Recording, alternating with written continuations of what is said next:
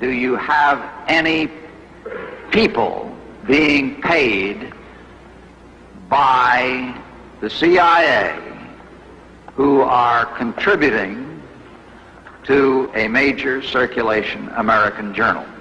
We do have people who submit pieces to American journals. Do you have any people paid by the CIA who are working for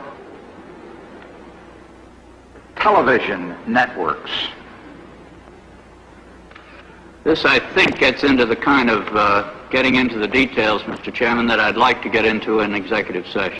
Do you have any people being paid by the CIA who are contributing to the national news services, AP and UPI?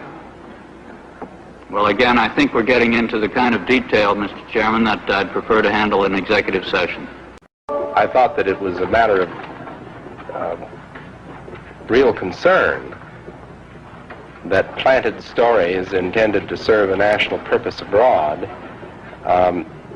came home and were circulated here and believed here, because this would mean that the CIA could manipulate the news in the United States by channeling it through some foreign country. Now, we're looking at that very carefully. We have quite a lot of detailed information, and we will evaluate it, and we will include any evidence of wrongdoing or any evidence of impropriety in our final report and make recommendations.